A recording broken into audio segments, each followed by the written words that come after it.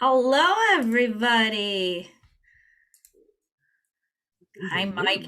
Hey, Mike and Maggie, I see you're in the top of my. Can I make you co-host to help me with mutes and admits? Thanks, guys.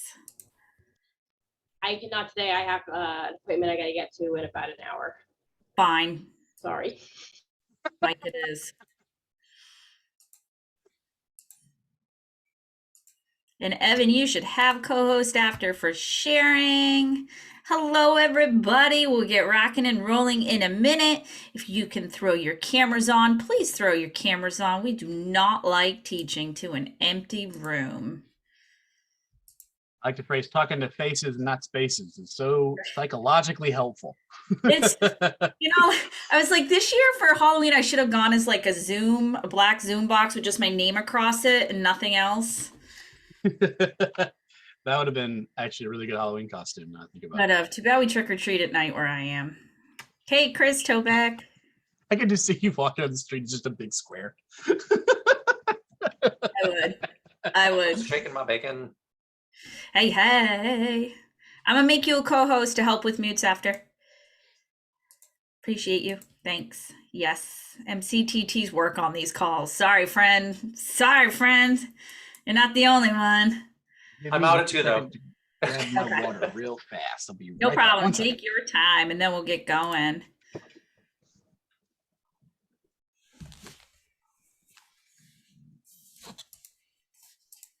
So nice to be back and have Dunkin' Donuts instead of weird coffee.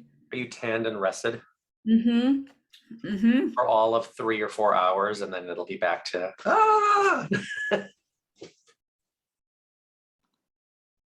I hope you had a great time.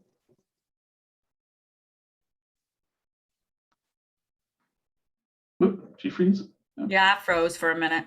You have to tell us about the villas, the treehouse villas. Oh. How about now? Am I back? Am I rocking and rolling? You're My good. internet's unstable as I am, so we know how that rock and rolls on a daily basis. It was good. If you have a chance to stay in the villas, the treehouse villas in Disney, do it. It was restful and quiet, no screaming children. It was fantastic. It was the least Disney you could be at Disney. I'm holding out for the Star Wars hotel that's going to open in a couple months. Yeah. Chris, save you and your I can funds go for that together. one. Yeah, I think that, yeah, you know, it's like a starship hotel, right? En route to someplace. all right. Well, let's get going, guys. Happy Thursday. I am so happy to be back in New England. Man, did I miss you guys. Today on our tech call, we are joined by the tech ninja, Evan Ransom. Say hi, Evan. Hello. How's it going, everybody? Going. If everybody could throw their videos on, I don't care what your hair looks like. We all know George's hair is a mess every day. I don't have any hair, so don't feel bad. We've got a whole bunch of people joining us in the waiting room too right now. Evan, I'm going to have you introduce yourself because you have a neat story. I could go on and on about you for hours because I love you to death. Oh, but I know we get to play often as labs advisor, so I will give you a hint. Evan is a labs advisor with us. But he's got a fun story. So Evan, why don't you introduce who you are and then we'll get right into it. I do have a quick poll right after you introduce yourself. So let's not forget to do that. Yes, ma'am. Well, thank you so much, Brooke. I appreciate it. And I want to say really quickly before I introduce myself, I want to say thank you all for showing up today because this is a topic I am particularly passionate about, and it's only ever getting more and more important as time goes on. So coming to something like this shows that you care about these kinds of things, and that's going to be really critical as time keeps going on. But my name is Evan Ransom. I've been with KW. I was at MCTT for around 5 years. I had the very awesome privilege of being in a market center that knew the value of tech training long before we had MCTTs. I've been getting to play with KW Tech for quite a while. I became a labs advisor with Brooke. This year, I decided to get my real estate license to become a real estate agent. And I ended up leaving my position, and I have not used it once. because for the first month or so, I was like, hey, I'll just do some, tech consulting with agents just to kind of generate some money to kind of keep me on my feet. And that's how I started RE Tech Ninja, and it just somehow kind of became Plan A, and it's been rocking and rolling, and I've been enjoying it. And there is this class in particular, I think is really funny because this used to be like a 45-minute rant that I would do in orientation for new agents that my agent services cohort would always make fun of me for it. I got to text them recently and say, well, we kind of turned it into a whole class now and been going across the country with it. So it's been a lot of fun. I'm really thankful to Brooke and everybody here in this call for letting me come in and get to speak today, because I love talking about this stuff. This just gives me a lot of energy. So anytime I get a chance to do it, I'm super grateful. We're grateful for you coming in and doing this. This is a huge thing because I made fun of it in some of our closed groups today, but I basically said, hey guys, it's Brooke. I need you to buy $500 Amex gift cards and I'll pay you back, okay? Yeah. And I spelt things wrong, and I spelt, American Express wrong, and all these different things. And if you've been here a little bit, you know about some of these scams or different things that happen. But as a brand new agent, getting a text from your OP or TL where they're asking you to do something and you may not know that these things are scams, right? So I greatly appreciate everyone who fell for that today, because I have Christmas shopping is going to be hard this year. And I'm not paying you back because I said that's wrong, so it breaks the contract, right? So I'm going to throw a quick poll up. It's only 3 questions. And go ahead and take a minute and answer those. And FCTTs, you cannot cringe or cry. If I see any of you crying, it's okay. We've got our hit list now. I'm not seeing it. Oh, there it goes. Oh, hey. There we go. That first question, I am liking the answers to that. We got a good group here. Keep going. Either we got a really good group here, or some of you guys are lying right now. That's what's happening. One of the 2 things is occurring. There is no wrong answer, but there's answers that will get a phone call from me at the end of this class, just so you know. I'm a hacker's dream target. Hey, if you want to let me know who that one was, Brooke, I just for my own personal research. Yep, don't worry, I got you. I already got their bank accounts when they click this. It's fine. It's fine.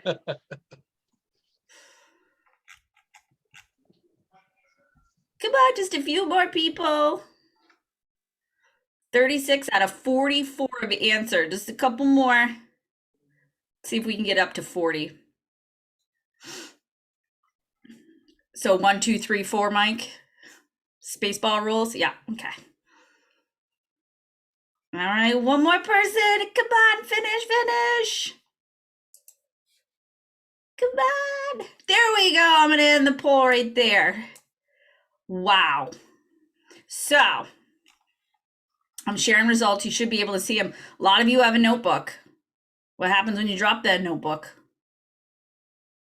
Post-it notes. See it all the time. I call them the devil notes because they fall off and the devil wherever they went. A lot of you are using a password keeper software. I love that. A couple of you, I'm sad about the passwords the same. Wow, a good chunk of you have had your social media or email hacked. And if you haven't yet, don't worry, it's coming. And then a good chunk of you feel that they could be better. All right. That was an excellent poll. All right, Evan. So that gives you a little information to go on with our crew. It does. And Absolutely does. You should have shareability. You can jump right in. Right on. So before I get started, first off, welcome to cybersecurity for real estate agents. Just to give you a quick kind of idea of what to expect today. This is a very, very basics level class about managing risk at the end of the day, right?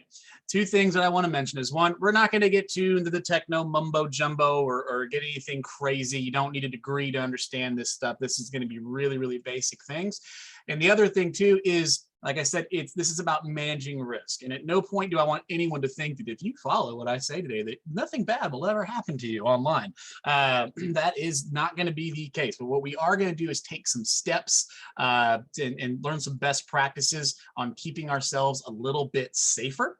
And before I hop in, just a brief overview of what we're going to cover. The biggest thing that we're going to talk about today is this first one here, that password management. We're going to be talking quite a bit about that. We're going to talk a little bit about PII and social engineering, keeping software up to date and what to do when you get hacked. But before we hop into the topic, anybody in the room, if there's something that you are just burning to know about or have a question on your mind that when you heard this class was coming, you hope to learn more about, feel free to drop that in the chat. I'm going to keep a running list of those and that we can go to when we get to the end of the Q&A section. Also, feel free while we're doing this class, feel free to raise your hand and ask any questions and interrupt me as we go along. I like my trainings and classes to be very conversational because otherwise I'll just talk forever. Brooke knows this about me. I sometimes have an issue just, shutting up, and sometimes I might need a little assistance, and raising a hand is a good way to get me to do that. So I appreciate you guys. In the chat, feel free, like I said, if there's anything that you're burning to know about, especially if you don't see it here on the screen right now, what we're going over, let me know. Is there a way to get agents to stop sending checks without covering the account number? I don't. That's a really. I did not expect that. That one actually caught me off guard. That's funny. Any other ones? Feel free to go in. If we don't have any to start with, that's fine. We could be thinking about it as we go along.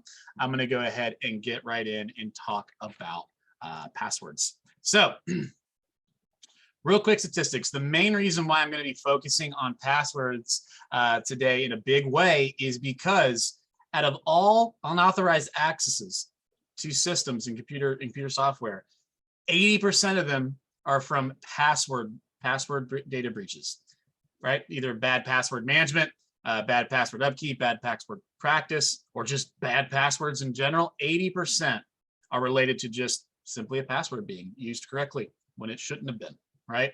By someone who shouldn't have had it.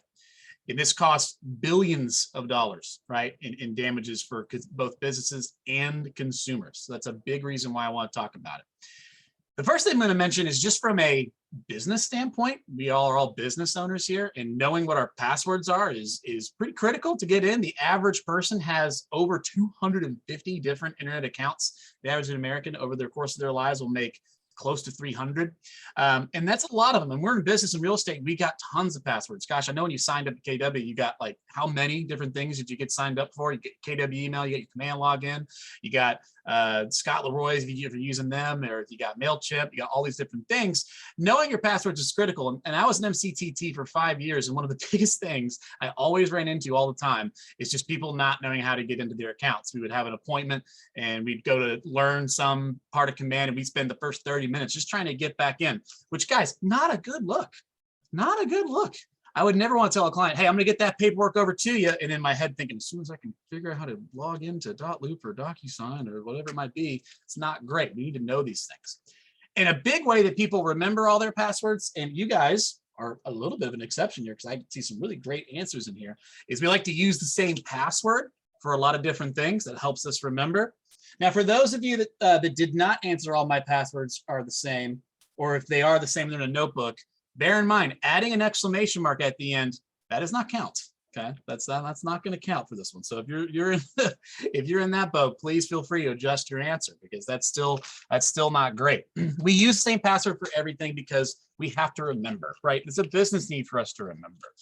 The problem with using the same password for everything is that it is not a matter of if, it is a matter of when someone gets unauthorized access to your accounts. Because here's something that you cannot control, right? You will never be able to stop your password information being leaked onto the internet. It will absolutely happen no matter what. We put passwords on all the accounts we make. Businesses get hacked all the time, and data breaches happen. Passwords are a big part of those leaks, right? Now, to kind of drive that idea home just a wee bit, I'm going to take us to a website real fast. And forgive me, I'm used to PowerPoint. I'm not very good at Google Slides. I'm learning really quickly. So if you see me jump around a whole bunch, just know it's because I'm stupid. You're not going crazy. There's a website that I'm going to throw in the chat here, and I'm going to ask for a volunteer. This is a website called haveibeenpwned.com, right?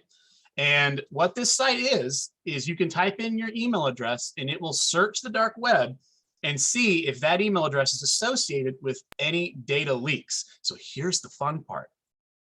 You guys type your email address into the chat for me real quick and I'll run a couple of them. Let's see what we find out, huh? Hey, just pick someone in the room. Oh, Give you absolutely. email. Who we got? We got someone. Oh, we got someone. It is. And This hey is gonna guys, be great. I just want to make sure the dark web is something that may not be talked about often, right? So the dark web, Evan, quick. Dark web is not as scary as it sounds. It just means it's not indexed by major search engines. It's 80% of the internet, and most of it is boring databases. It does not matter. But parts of it do include things like this. So right away, I don't remember which person did this one, but Audi looks like they leaked. Ooh, that one's nasty. Date of birth, driver's license. That's brutal. I've never seen that on this before. Phone number, physical address, social security numbers. Okay, you probably, I'm hoping you're aware of this. I'm going to move on to the next person because that one's let's go get someone else. This one's that one's real mean. That one's particularly mean. I'm just going to do these at random real quick. I like to put my spouse in. The green. Hey, real quick, if you see your email get here and you get green, don't start feeling comfortable on me yet. We're going to talk a little more about this as we go along. We're going to grab another one. Ooh, another green. Okay, let's do this one. Okay, we got one. Canva. Yep, this is one that happened recently. Notice this right here.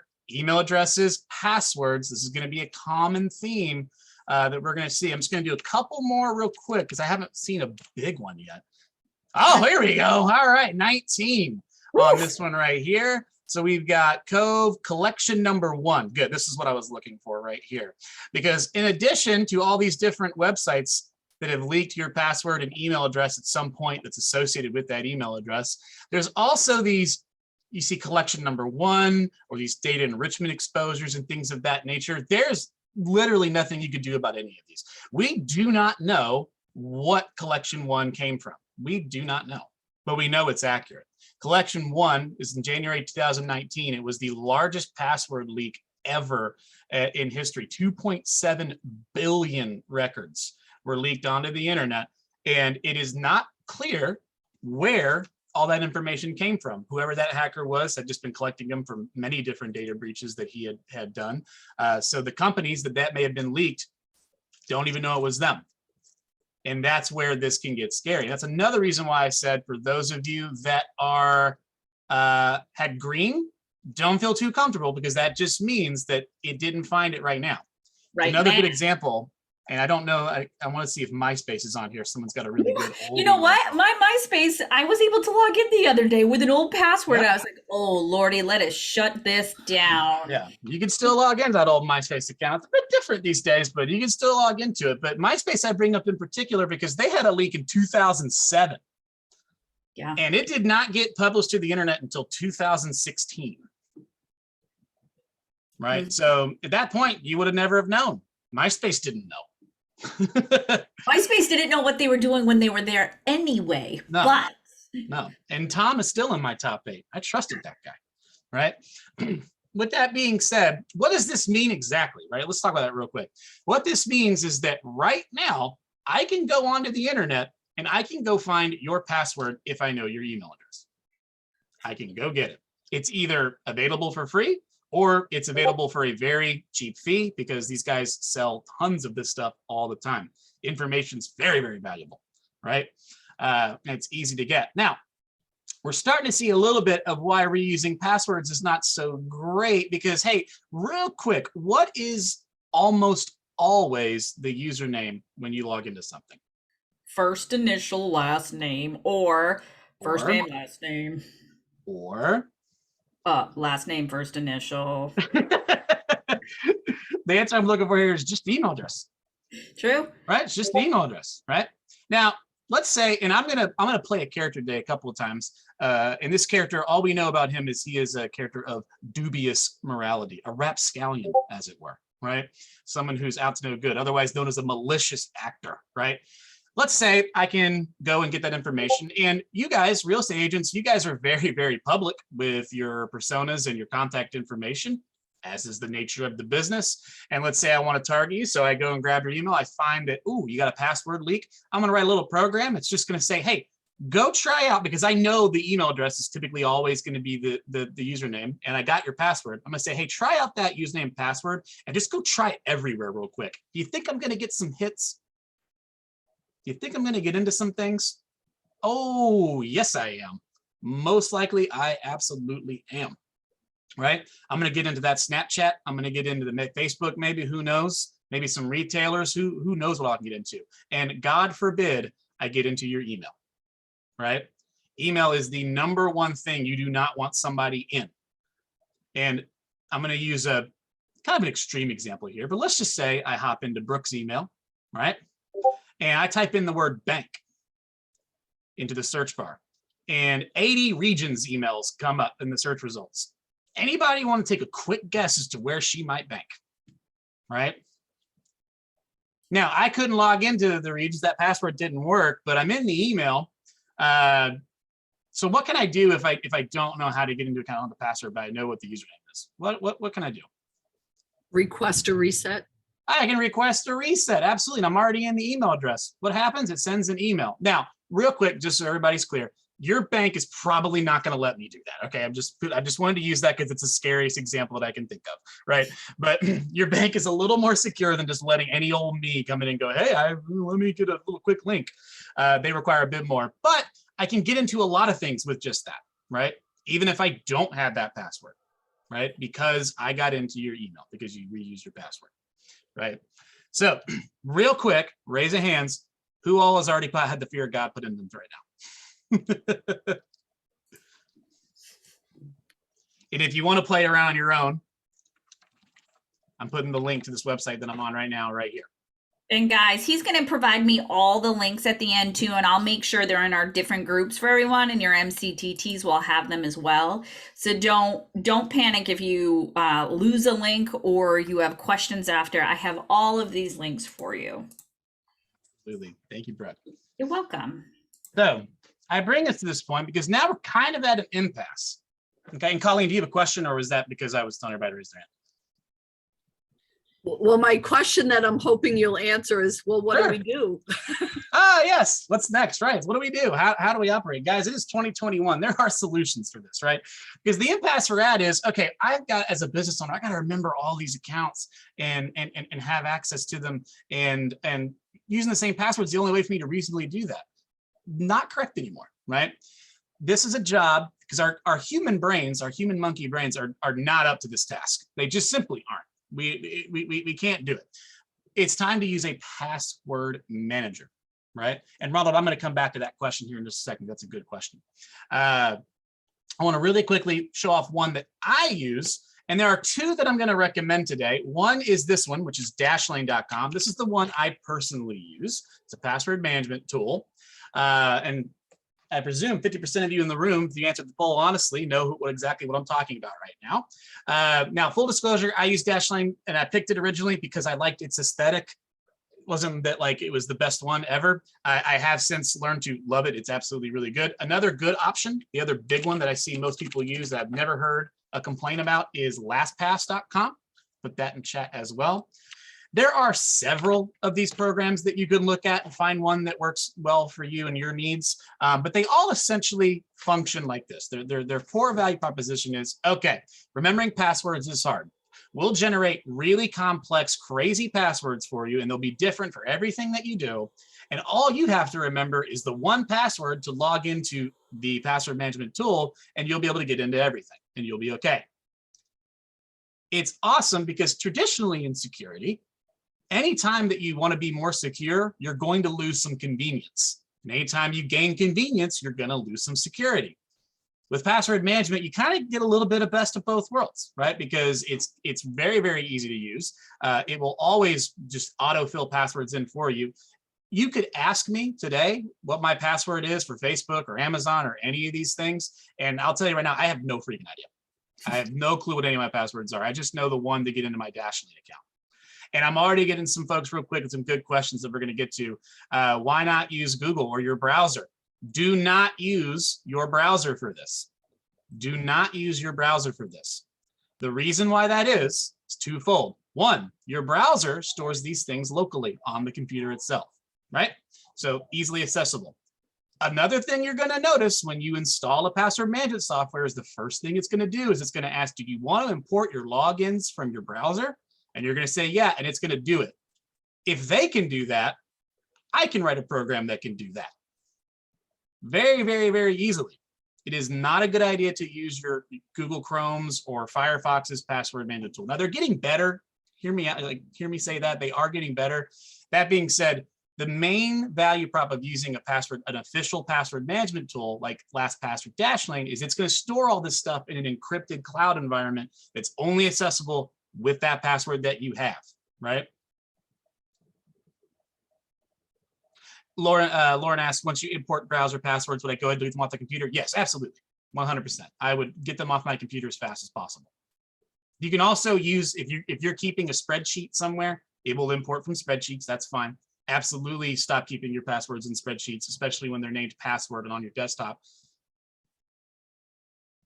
Everything I make fun of today, by the way, it's because I've seen an example of it. I'm not going to be making up any stories. I've seen these things happen.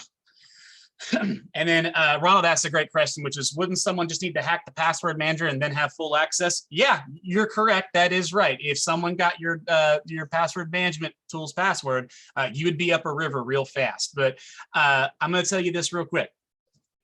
I have never seen a password management company, at least one of the big ones, that has been hacked. And you would imagine that a company whose entire value proposition is on password safety might take it a bit more seriously than BuzzFeed or that quiz that you took that told you which Disney princess you were. I'm Ariel, by the way, in case anyone was curious, right? Absolutely. Now, they have free versions that you can get started with. I highly recommend just going ahead and paying for one because they're remarkably inexpensive. Just for a personal I use. If you're running a team and you want to do a business plan, I highly recommend it because you can actually manage who has access to what passwords. So if you have administrative teams and you have turnover, you can reset passwords they had access to and remove their access as well very easily and quickly instead of spending a whole day updating your spreadsheets. It's really nice. But I use Dashlane. The premium is $6.49 a month. I do that because I get unlimited passwords. The free, you're going to be limited up to 50. And the other big thing I love is the dark web monitoring. So that's what this site was doing here, right?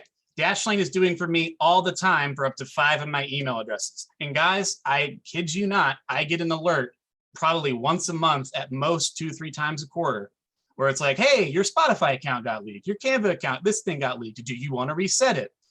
And oftentimes, a lot of these big services will have direct connections with these tools so that I don't even have to go to the website. I just click, oh, go ahead and change it for me, and it'll just do it. Or it'll take me to the website where I can do it, right? But it lets me know. I'll get a phone notification. I'll get an email. It'll say, hey, you got to take care of this. And I love this. I take care of it immediately. When you get started, so it's simply going to be, most of them no longer have a desktop application. They're pretty much all web-faced now. So if you don't have that, well, if you don't have access to the internet, you're not logging in anything. But if you lose the password for these, this is important because the next thing we're going to talk about is creating that strong password. But once you get this one up and running, it'll import in and you can change them up. Now, hear me say this real quick for anyone who's feeling a bit of anxiety or panicking right now. Don't feel the need to go home this weekend and try to pound out 350 different passwords and change them all. You don't need to do that, right? I haven't even done that. Think first and foremost, prioritize what's most important. What would hurt if someone got into it, right? First and foremost, your email. Any email account that you have absolutely needs to be secured up and with a really, really good password, right? Primary social medias, right? So we see here that some people have had their social media hacked. That's not good because that's your identity, right? In a lot of cases, right? We spend years fostering a brand image that can be ruined in an afternoon, right? We've seen businesses that have this happen to them. Banking, anything involving money is a no-brainer. That's an obvious priority. And I also include any kind of retail shopping in that list of things that are the most important. And then last but not least, of course, anything that's related to your business and your day-to-day, right? Your CRM, your KW login, right? Or if you're using a different CRM, right? That absolutely needs to be locked down. Any of your marketing tools that you may be using, anything related to your business, 100%. Now, that video game that you played 15 years ago that you had an account for and haven't touched since, I'm not super worried about that one getting hacked so long as the password associated with that account is not being used by anything that's important.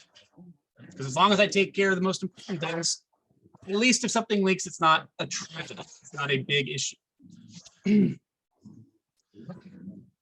And that's how we get started. Now, I would go in and showcase my Dashlane account, all the features that are in it.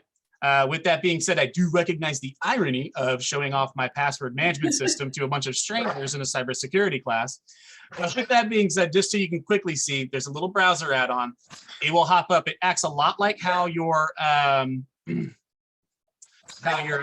my dog just all different extensions. down. The Yeah, all other, just, and guys, I got this question personally sent to me. Yes, there are also apps on your phone, and you are able to see the password if you have to log in somewhere that isn't a computer that has your extension. I've used both of these in my previous careers.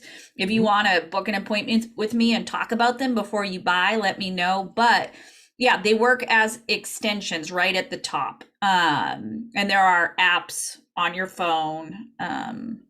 So Dashlane and LastPass both have mobile apps. I'll showcase really quick how that looks and how that works. So when I come to Amazon, I just click here and it goes, oh, which account do you want to use? And I'll say, oh, well, this one. And then, okay, I'll just use that password. And it just immediately logs me right in. When I'm creating an account, it knows what fields that you're typing a new password into, right? And it'll generate that password there automatically and quickly and easily just go ahead and store it into Dashlane. You'll never have to remember it. This is absolutely, I started doing these about 3 years ago and it completely changed my life. Like it made things a lot easier. It does take a bit of getting used to, right? Because sometimes they can be a little finicky, but once you get up and running and you get comfortable with it, you'll wonder how you ever did it before. It's because easy. it's just so simple. Now I'm going to show it again real quick too on my phone. And fun fact, when you do Zoom screen sharing on phone, you have to do that screen mirroring thing on iPhone. And whenever I do this, oh, I can't share my phone. Can I not? Wow, you should. I do it all the time. For some reason, I don't have the ability on this. That's okay. That's fine. We don't have to do that. When you're doing it on phone, essentially. Oh, I can't even share my desktop. Interesting. What's going on here? Uh-oh. There We'll you just go. come back. Can you guys see my screen here? Are we seeing the we're slide? back. Okay, cool. Perfect. Good. When you're on your phone and you go to log into something, when you click into it, you'll see where they have like passwords, and you can actually choose whether or not you want to use Dashlane or LastPass or your Apple keychain, whatever you may be using. Your phone will know it has multiple password management solutions available. And all I got to do is either know my PIN or know my password, and I can get right in and we'll copy it real quick. Okay, let's real quick. We got some questions in here. How can we find out what logins? How can we find out what logins we have out there from the past? I mean, that's difficult. That's difficult. Yeah, that's hard to do. If you've been using the same browser and never cleared it out for years and years and years, when you go to import them all, I mean, yeah, they'll be there. It's pretty much kind of impossible there's not going to be a way for you to just quickly and easily do that.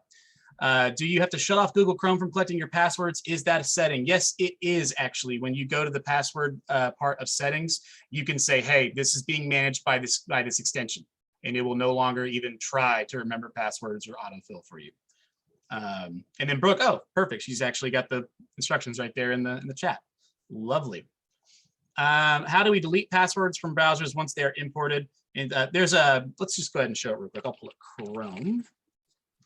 Now, do you guys see Chrome pulling up now, or is it still on the we Opera? only see your Okay. your password, your PowerPoint. There you go. I can do it in here, but I'm using a different weird browser, but it's Chrome based. So when I come to all my Zoom things, get out of the way, passwords. In the password setting, I see here that it says offer to save passwords, right, is the setting that you would turn off, right? And it says Dashlane, my password manager, is controlling this setting. So actually, when I installed this extension, it changed that setting for me. So it did that, and it says, hey, it's being managed by Dashlane. So it will no longer do what it's doing. Any other ones? Will the password managed software hold passwords for multiple accounts for single websites? Tara, yes, absolutely it does. And when you have multiple accounts for any particular site, it will actually ask you which one you want to use, which is super, super good. LastPass is good. Two-factor authentication, we are going to talk about, Frank. Very good. Is it unsafe to save app passwords on the Apple keychain? That's a fun question because for two reasons. One, Apple does do a bit more than standard, like your Google browser will do when it comes to their security. They are a bit more privacy minded. That being said, if I know the password to your computer app, it's pretty much free ball game. Yeah. And if you lose that main keychain password, if you don't remember how to get in, you can't get those passwords back anyway. And that's going to be true of any password management solution that you use, because you'll find if you do, and this happened to me because I'm stupid. And the first time I set my account up, I used a really long, complicated password, and I thought it would just remember it forever for some reason. I don't know why I thought that would be the case. But after 14 days, it logs you out. You have to re-log in every 14 days to keep it working. And if you don't know your password, you're not getting back in. There is no password reset for a password management tool, at least for Dashlane. I don't know about LastPass. I can't speak to that. But yeah, Dashlane, I was out of luck, as it were, and I had to cancel it and make a new account.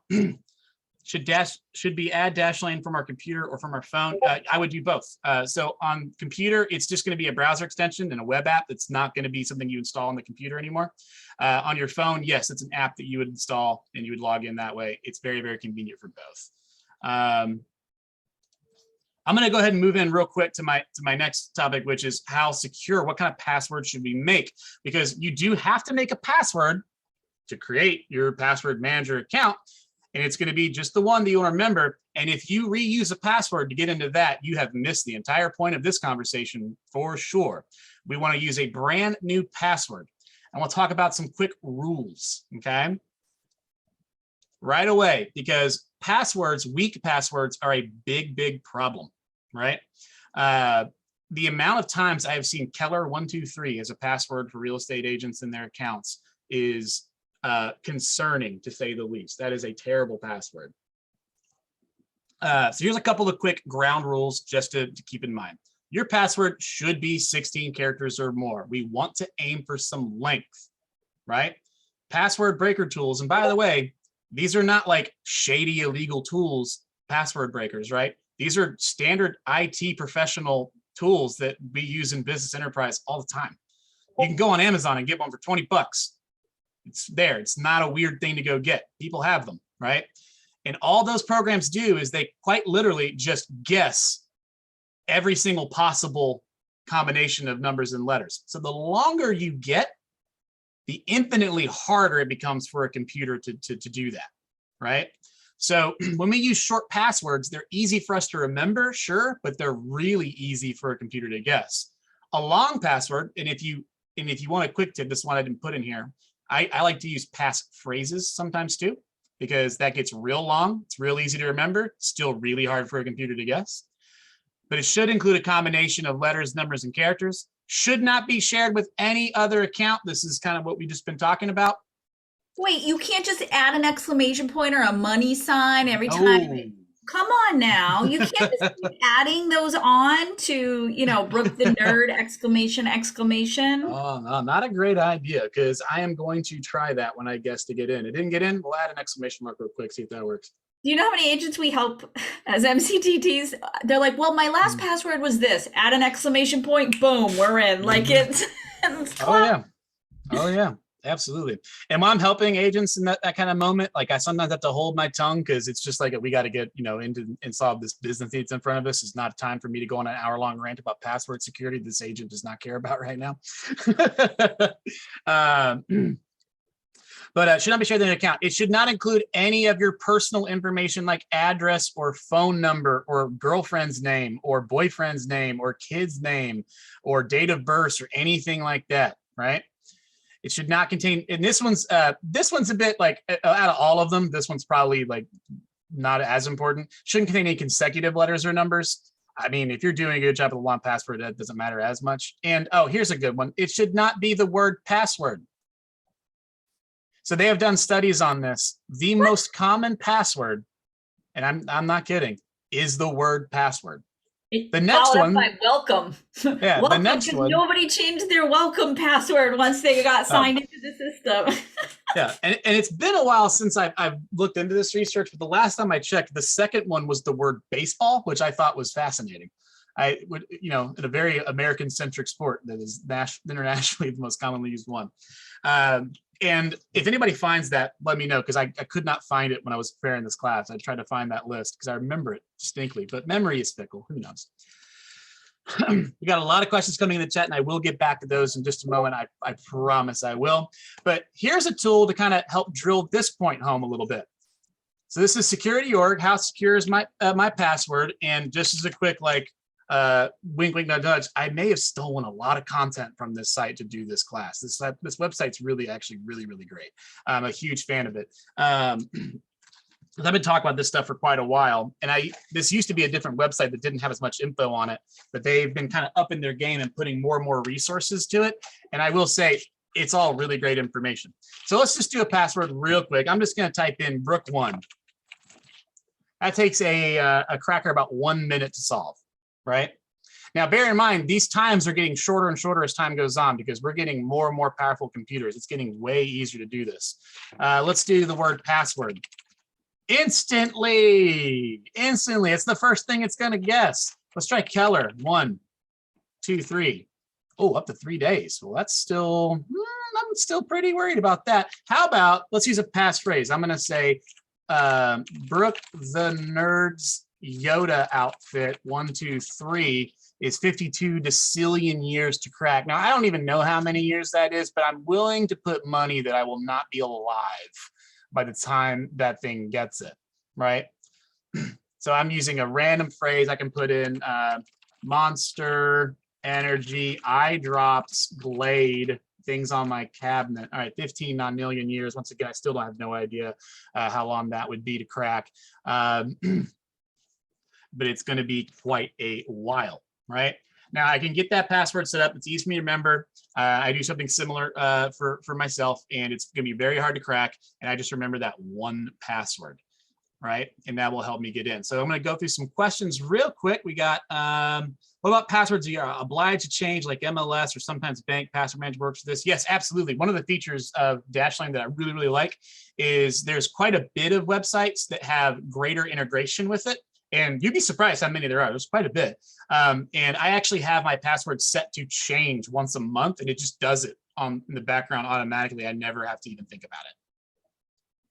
All the time. Yeah, seriously. It's super duper awesome because these companies are getting pretty well known, and a lot of services and websites and big brands are working with them and making the world a little bit more secure. One and done. Yeah, one password and done. You still need to go through and change passwords. They do have a password generator. Pretty much all of them do.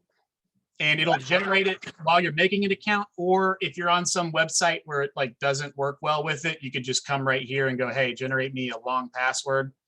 Depending on what the rules are, I can change, and I can just copy it and paste it in. It will still recall it and remember it, which is super useful. I also store all of my really important information, like my social, my credit card payments, my banking information, all that kind of stuff, because it's a very secure environment. And it also does a really good job of autofilling that thing. Honestly, I probably need to take my credit card out of there because the amount of stuff I buy, because it's just I don't have to pull up my card and type it in. I just, okay, cool. Is kind of dangerous for my personal finances, at least. Should we change passwords regularly? Okay, I'll say this. When it comes to changing passwords regularly, this day and age, that's not as big of a deal as it used to be because of things like these password managers are solving a lot of that need. We used to say to do that because passwords leak. Nowadays, as long as you're aware that passwords leak and you change that leaked one, you're going to be okay. So you don't need to stress out about it. But you can set the auto one for sites that service it.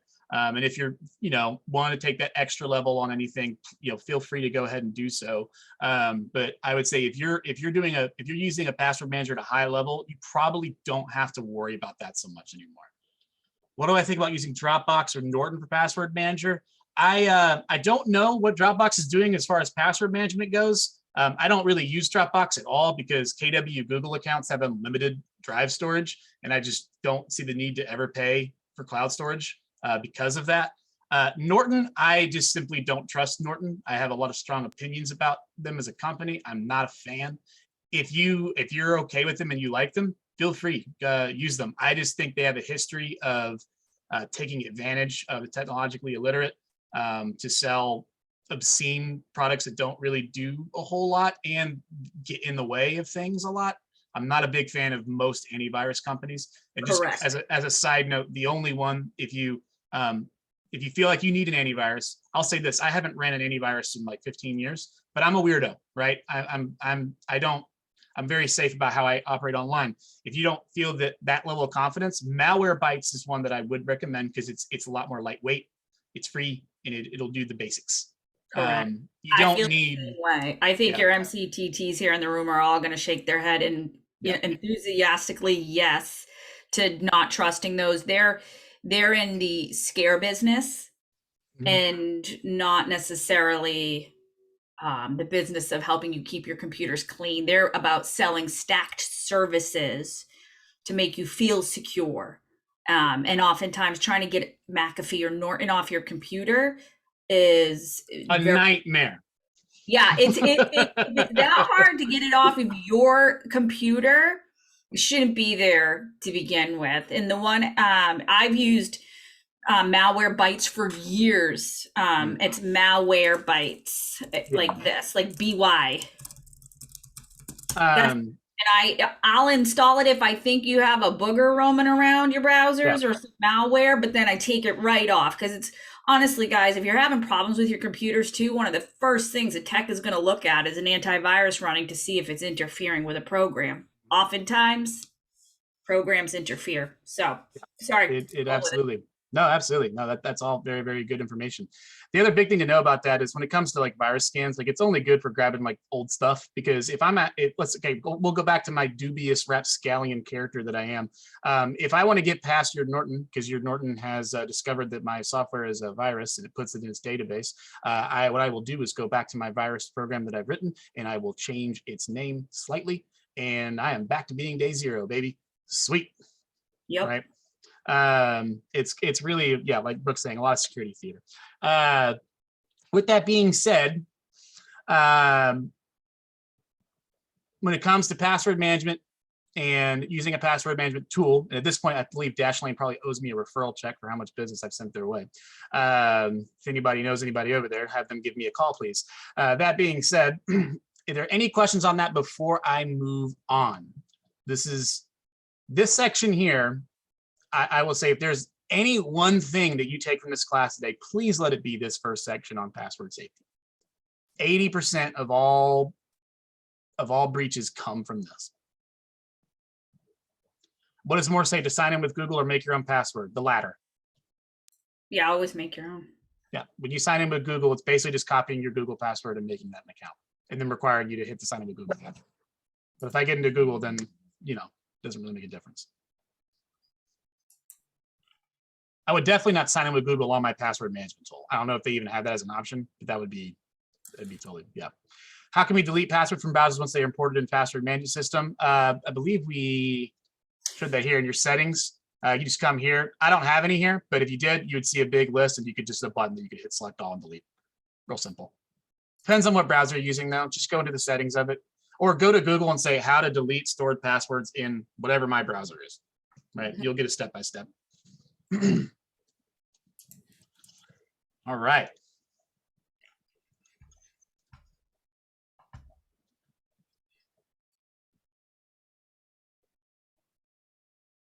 Yes. Okay, it's time to talk about two-factor authentication. I am not the first chubby bald nerd to look at you and talk about two-factor authentication. I guarantee you I will not be the last one, because it is a topic that will always come up. Who here can tell me in the chat, what is two-factor authentication? Also known as multi-factor authentication. You'll see 2FA or MFA used. MCTs aren't allowed to answer. Yeah, no MCTTs with this one. Sorry, Mike, I see your face. Feel free to just blurt it out in chat or just unmute yourself and say, what is two-factor authentication? It's when they send you a text link or something else besides Hey. just a login. Yep, they do something in addition to you logging in to verify that it is you. Most commonly, it is going to be a text message, right? And for most services, that's all they would offer, right? Fun fact, Twilio that we use in Command, that's the company that if you get two-factor authentication text, I can almost guarantee you it came through a Twilio number. That's like one of their biggest bread and butters. But so yes, it's another authentication. Now, SMS two-factor authentication is good, right? It is good. And this next thing I'm going to mention is it's not very likely that this will happen to you, right? But it does occur. And it's a thing called, we call it SIM swapping or hot swapping, because phone companies, and I offended somebody that worked at a phone company in one of these calls one time, and I apologized to him after, but I didn't really mean it, which is that phone companies are not super duper great at being very secure. I can walk into a T-Mobile and say like, hey, I am you, or call T-Mobile and say, I got a new SIM card. Usually it's via phone. And I just need to activate it on my new device. Could you just, transfer my account over to it? And it oftentimes it has happened where they let it happen, right? And so when I have your SIM on your account on my SIM on my phone, guess who's getting your text messages now? Me. Now this is, like I said, I'm not trying to scare you in the room real quick. This does not happen at a large scale where you're likely to be hit with this. But if someone's targeting you, this is an avenue they can take. And if this is happening to you, chances are you're either being targeted very personally, or you just happen to got really unlucky, because it's getting harder and harder to do this. You'll know if this is happening to you because suddenly your phone will no longer have a SIM. It'll say invalid SIM and it won't have any cell service, right? If you're ever seeing that, please call your phone company. That's a problem. Either it's a security issue that's real bad, or it's just an unacceptable lapse of service, because we're real estate agents and not having a phone is, that's just a non-starter, right? So the reason why I bring that up, two-factor authenticate, again, I apologize, guys. I'm a little newer to Google Slide. Every time I click, okay. Two-factor authentication is, for the most part, going to be all you really need is for SMS. But just to give you a quick example, I'm going to go to my Facebook account real quick. Something that you can use.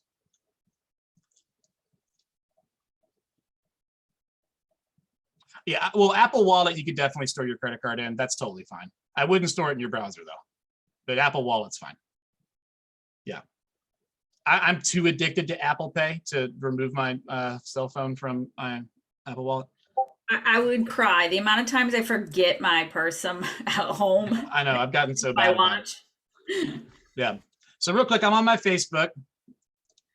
And I'm coming up here to the top right, and I'm going to settings and privacy, and I'm going to go into settings. And once I'm in settings, I'm going to come over here to security and login. So this is just for Facebook, but I can just about guarantee you that pretty much any service that you've signed up for, they either force you to set this up or they have an option for you too. Okay. You definitely want to make sure that you're doing this, because this is going to give you that extra layer of protection, and it is very effective. So I'm going to look at two-factor here, and you're going to notice that I have something a little bit different. Okay. Thank you, Facebook, for where's my password for that. I'm using what's called an authentication app. Okay. And you could set one up in here. And if that service or website supports it, when you go to those two-factor settings on that service, if they support it, you'll see an option to set one up. The one that I use personally is called Google Authenticator. However, there are several of them that you can use. Microsoft has one. LastPass, this password management we talked about earlier, has one built into it as well. Duo Mobile's another option. What they do is once you get it set up, they're basically constantly every 15 seconds just generating a new code inside the app. And so when you log into it, it tells you, hey, go check your app and give us the code that it's currently displaying, right? And I like it because the only way for someone to have that code, whatever it is to actually have the device I installed that authenticator app on. They have to have stolen physical things from me. And at that point, I mean, they are really coming after me, right? I mean, I'm not saying it's impossible. I'm just saying you might have some bigger issues if someone's going to this length, right? Yeah, and so I absolutely use these, and it'll basically, it's a quick, easy setup. It walks you through it. And I use these all the time. I also use these as one extra step because in case I do ever get SIM swapped, they won't get into some of my important accounts. And then once again, I would show you what this stuff looks like, but again, the irony of me going through all of my personal privacy stuff is just a little. I did it the first class, and then afterwards, I just was like, I couldn't. I was like, no, I'm not gonna do that again. I felt a little weird about it. I changed like all my passwords after. I felt a little icky. And someone talked about the fob. So yeah, a YubiKey. Now, if you want to be extra, if you feel like extra is a word that describes you, then yes, a YubiKey is something that you could look in, which is that physical key. They call it security key here. YubiKey is probably the biggest one. You could buy one of these. It's literally a USB stick that you have to plug it into the device that you're trying to log into the service with in order for that to work. That's the most secure way. It is super not required. And I'd lose it. I would lose that, Evan, in a heartbeat. If that, Yeah. do you know how many times I lost my Cisco key fob when I worked in IT? That thing fell off my keychain constantly. I was always in trouble with my own IT department for losing my key fob. That changed codes constantly. Typically, you only see these get used in like high-end, like corporate and high-level business enterprise situations. Personal use of YubiKey, the only people I know that do that are kind of crazy. Nerds like me. I don't have one anymore, guys. Yeah. Okay. Here's a question here. If I delete passwords from my browser for setting up password manager app, will it require me to log into all my sites each time I open the site, or will the password app take over and log me in? The password app will take over. That being said, like being logged out of a site when you have a password management tool is not really an issue because you just log in really quickly because it's usually autofills it. It just throws it in and goes ahead. Well, actually, one of the fun things about Dashlane is sometimes what can be frustrating with me because I have like 15 different Canva accounts for weird various reasons. But when I go to Canva, it'll automatically log me in. I have to continually log out a couple times just because it's being a little too efficient. But yeah, I hope that answers that question. Authenticator apps. Okay. About to pull into PII, social engineering, and phishing, and all kinds of fun stuff. This is where the topics are going to get a little bit less scary and a bit more fun and lighthearted. I like to, after putting a little bit of heck fire on everybody, I like to kind of lighten the mood a little bit with some fun. But before I go in, any last questions concerning password management tools and password management, password practices?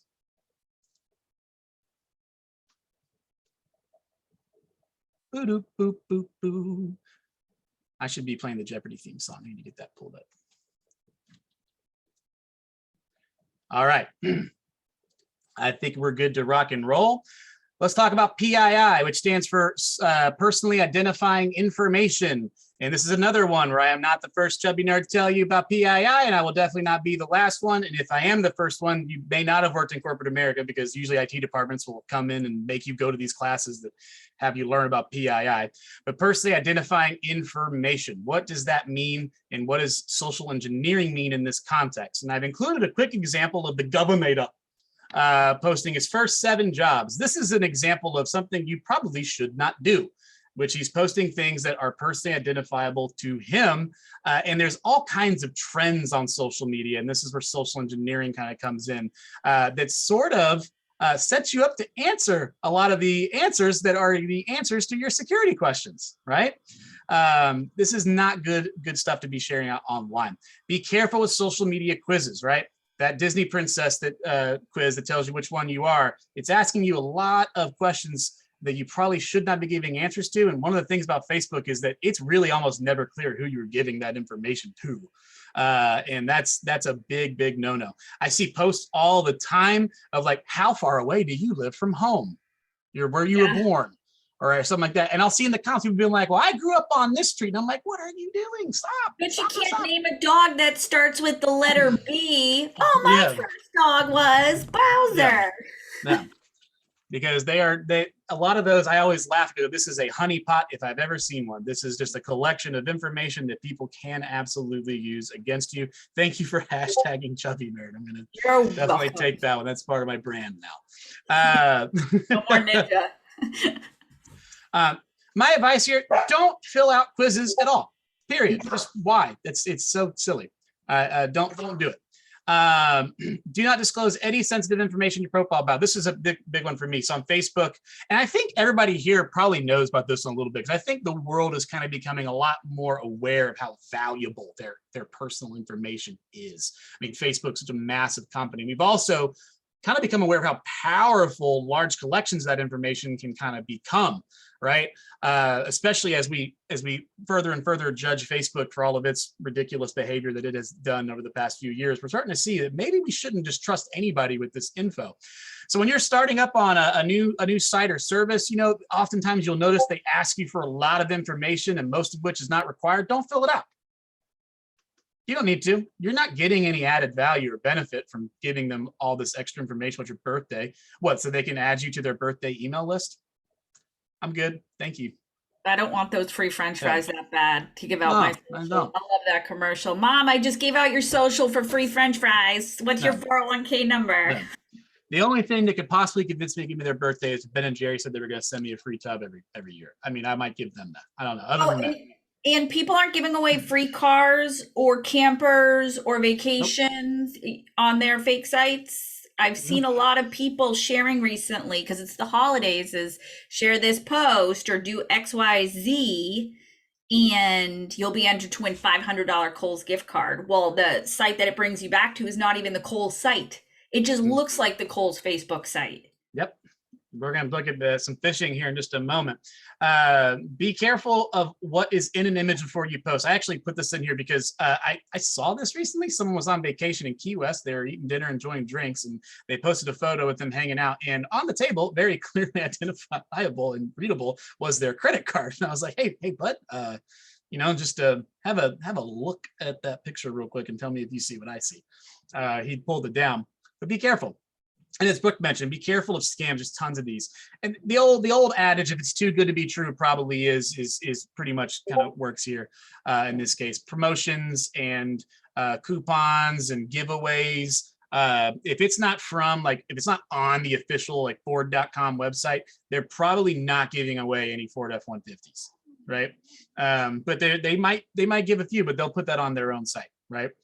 And that's a big kind of lesson into phishing to kind of start with right off the bat. The first lesson I want you to know about phishing is, when in doubt, go separately to Google and look up whoever you think is messaging you, and look up and contact them if you need to. I have called people, friends of mine, to make sure that, hey, did you mean to send me that? Or is it just something seemed a little off, right? Now, Gmail, the web browser, I actually like to use Gmail on the web browser because they actually have some really cool features. They actually kind of help stay on the lookout for things. Like if Mike, if I had his KW email and Mike and I email all the time, and then Mike one day on accident emails me from his personal, Google will alert and go, hey, this looks like Mike, but he's never emailed you from this email address before. Make sure it's him before you do, say anything or do anything with this email. Little things like that are very, very, very helpful. That being said, it's not perfect and you can still fall for things. And at the end of the day, here's the thing, guys. At some point, you will fall for a phishing email. It will happen, no matter how smart you think you are.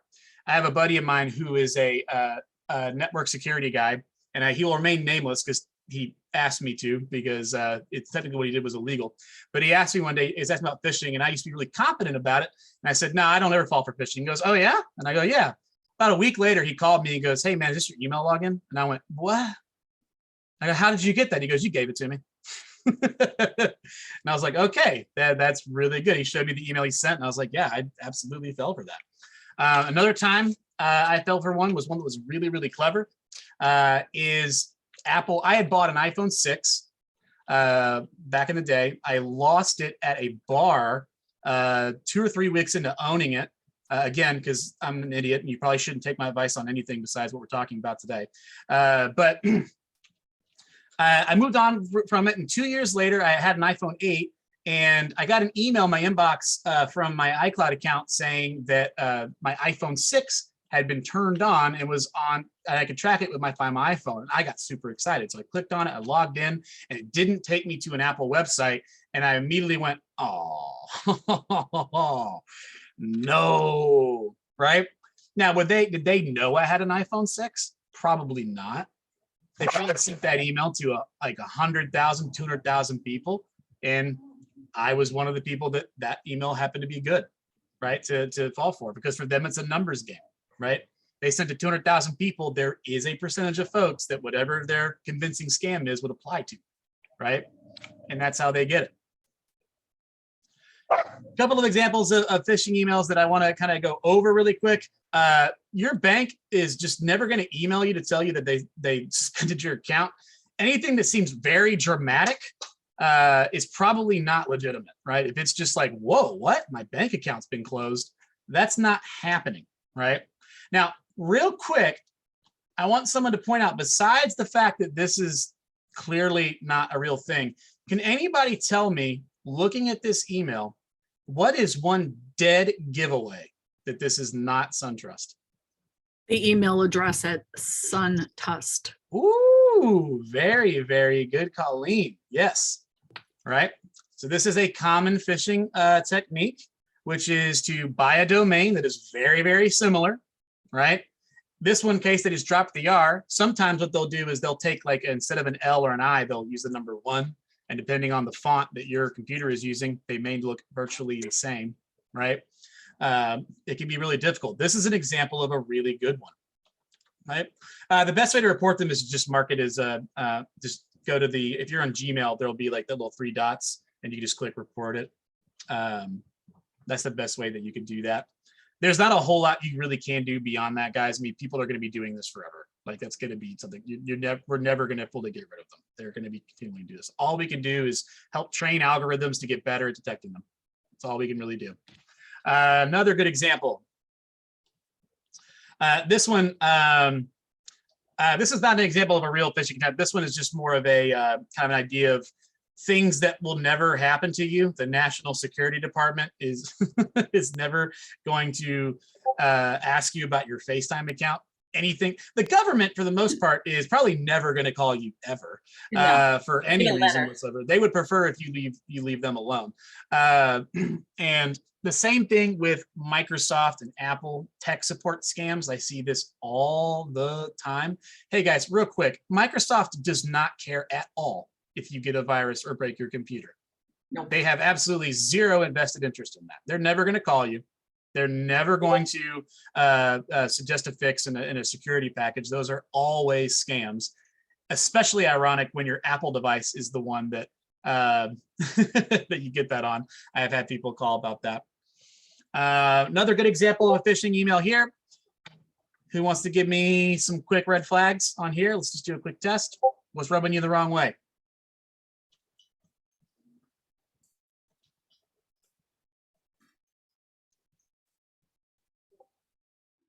Oh, the email. I want to point out this right here.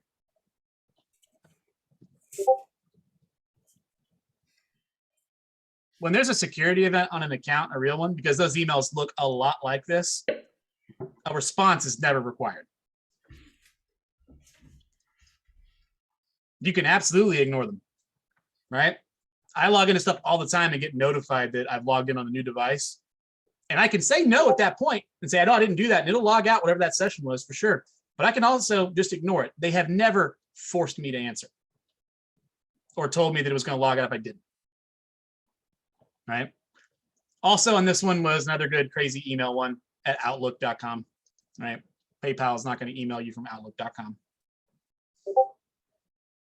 Another thing to look for are older logos. Sometimes there's old logos rolling around that aren't the same as the current ones. The other thing I'm going to point out on this one right here is notice how it says this email here, and then it says this email here. Because the contact name for this particular account was an email address that they had used to look exactly like, because that is PayPal's email. But the actual email address it's sent from was not that. Right, because you can set up I can make my email look like anything to come to you guys, right? Mm-hmm. I can make it look like anything. And depending on your settings, you're only going to see my name and not my email address.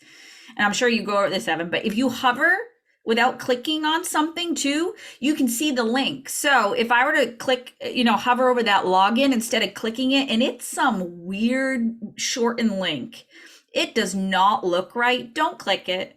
And then I put it in the chat as well, but reach out to us, your nerds in New England, your MCTTs. If you don't have one in your office, reach out to me directly. Say, hey, Brooke, I'm going to send you an email. Can you tell me if it's legit or not? I do this every day, multiple times a day. Same thing with text messages. You might get a text message that says something like this as well. Send me a screenshot and I'll tell you if it's legit or not.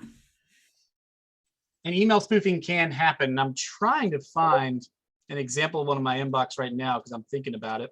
But I am not finding one. But on Google, sometimes you'll see an email address and then it'll say via something else.com.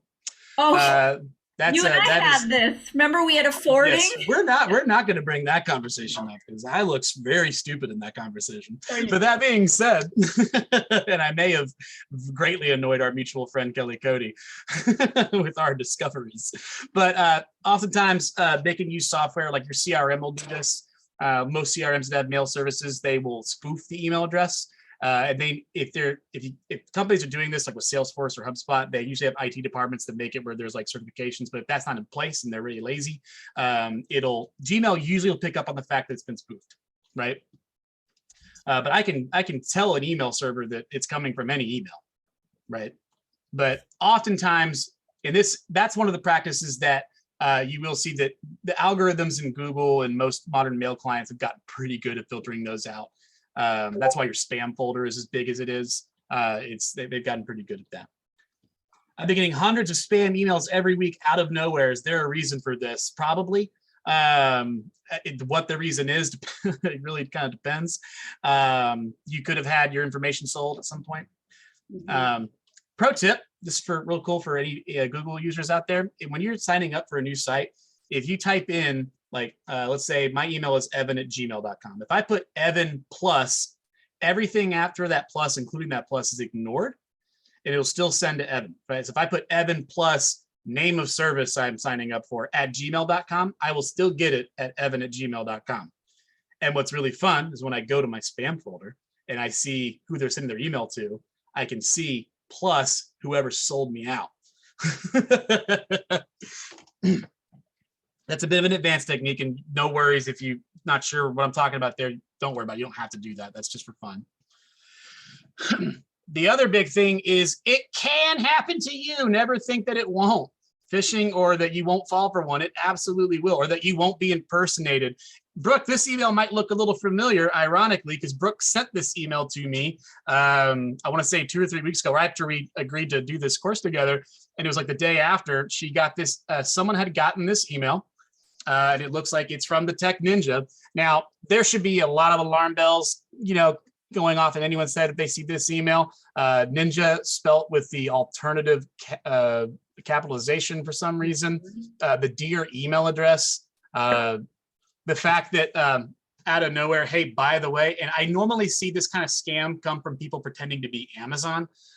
This is a super common one, but it'll be like, hey, you placed an order, and it'll be for a concerning amount of money. Usually never a dramatic amount, but it's like, oh, what? Hold on. And then, of course, this one is recurring, right, or something like that. And then they'll give you a number to call to contest if it's not a real thing. There's always conveniently like, hey, if you have any questions, by the way, about this charge that you definitely didn't approve, we're here to help. That is going to almost always lead to them asking for the card information to refund the money to. It's always a scam. Always, always, always. Yep, but I have my Jen Bovey trained. She sends those off to me. Is this legit? Yeah. And this person could have been, this email address could have been the person responsible. It could have been a contact of J Bovey that had gotten infected with the virus at some point, or been compromised themselves. Those kinds of things definitely happen. All right. Any questions on phishing, spoofing, trying to be things, social engineering before I get into updating? Auto updates. Can you make this bigger? I don't believe I can make that any bigger. That's okay. You're going to put those links in. Yeah. I have them on for them after, so I'm not too worried. Facebook business page text messages. Oh, that's always the fun one, the Facebook ones. Yeah, people pretending to mess with them. I just ask them the same question back over and over until they get so mad they end the conversation. Yep. So automatic updates. I'm very passionate about this as a tech person, and you should be too, because you're a business owner. Update your apps. Update your apps. Guys, you got to. It's going to affect your usability in a lot of cases. And actually pretty recently, and this is some technology mumbo jumbo, but there was an SSL certificate expiration, and all that meant was that people that didn't update their browser suddenly lost access to a lot of websites. They're basically saying, no, you can't come here because you don't have the right thing. And this actually affected people being able to get into command. And I will never forget the day that suddenly a ton of posts come into the KD command group saying, I can't get to the website, it won't let me there. And all these people, it turns out they just had never updated their browsers. So it's a lot of people telling on themselves about how they keep up with their software, because if you had that problem, it was because you didn't update your browser, right? Turning on automatic updates makes this so much easier. And I'm gonna focus here mainly on OS updates and device updates, because these are by far the most important, because these are typically going to contain a lot of security vulnerability updates when they update stuff. Now, Apple devices, I'm going to put this, oh, this is neat. Thank you, Google. I'm going to put this in the chat real quick. This is an article for all of your Apple devices, every single one of them, how to turn on or how to update apps manually and how to turn them on, right? So for iPhone, real quick, you just go to settings, tap on App Store. You can turn on or off automatic app updates. Now, Apple phone, when it comes to their phone OS updates, they do that weird thing. You got to have your phone plugged in, but they'll pop up and they won't stop bothering you about it until you finally do it. Just go ahead and do it. Stop waiting. For your Apple Watch, your Mac, Apple TV, your 4K. The one thing I'll say, the only exception to my rule of always update your operating systems is when it comes to Mac computers. If you've got an older Mac, it may not be a wise idea. Apple is not very good about saying your computer won't run this, and they will just update it. And they have a big business incentive to do so, because typically when that happens, guess what? That new Apple M1 just launched last week. Oh, how convenient. They're not under any kind of lawsuits for that or anything. Spoiler alert, they are, for that kind of behavior, because they've been doing it for a long time. But with your Mac, I'd be careful. Your phone, you're probably going to buy a new one anyway at some point, because there's pretty much no way to win that game. You just got to buy a new one every now and again. But for your Macs, for your main computer, update. If you just bought one, typically you're good for about 3 or 4 years. Just keep updating that OS whenever they offer it, because Apple does so for free. It is one of the cool things I do like about them. They do make their OS big upgrades free. Windows has a very interesting cycle of how they do things, and you may not be aware of it. If you are on Windows 10 or 11, here's 2 articles right quick. I'm going to throw in chat so you can see where you can go to turn on updates for Windows. You absolutely want to do this, because by default, updates are not on when you have a new Windows computer, depending on who you bought it from and where you bought it.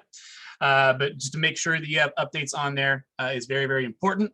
Raise your hand real quick. Anybody in the room? Raise your hand. Are you still using Windows 7? Anybody? Anybody on Windows 7? The win more machines don't count, y'all.